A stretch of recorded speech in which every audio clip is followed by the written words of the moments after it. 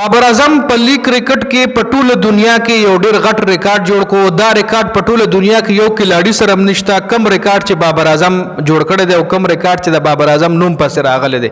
اصل ریکارډ دی د لیگ په دنیا کې بابر اعظم واحد داسې کرکټر دی چې د ډرافټ نه مخکې ټیم ځان سره اغشتلی دی. چې کله یو لیگ شروع کیږي وایي له پته ولګي بابر اعظم په دې لیگ کې انټرسټډ دی، نو د ډرافټ نه مخکې هغه ټیم کې هغه لیگ کې یو ټیم ځان سره بابر اعظم اغشتلی دی. درې لیګونه داسې دي چې پای کې بابر اعظم د ډرافټ نه مخکې پک کړل شوی دی.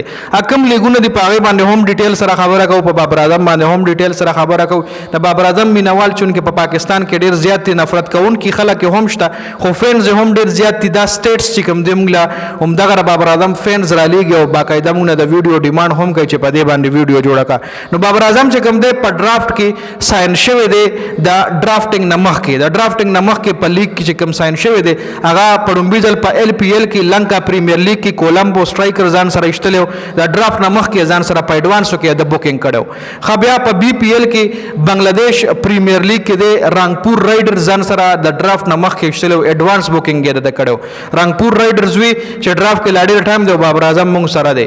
لکه دا هرې لوبډلې سره یو چوایس وي چې ځان سره د ډرافټ نه مخکې یو کلاډي ایستی شي او په دې باندې هغه مطلب ډېره غټه قرباني ورکوي چې لکه دا یو کلاډي به تا اخلي د ډرافټ نه مخکې. نو هغه هره لوبډله کوشش کوي چې د ډرافټ نه مخکې داسې یو کلاډي پک کړي چې بهترین کلاډي وي.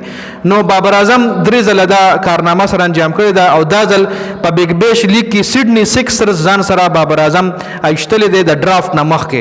د ډرافټ نه مخکې ځان سره پک کړی دی بابر اعظم. نو دا بابر اعظم په ټوله دنیا کې واحد داسې کرکټر دی چې د درې ځله په ډیفرنٹ لیګونو کې پک کړل شو د ډرافټ نه مخکې، په ایډوانس کې د بوکینګ وکړل شو.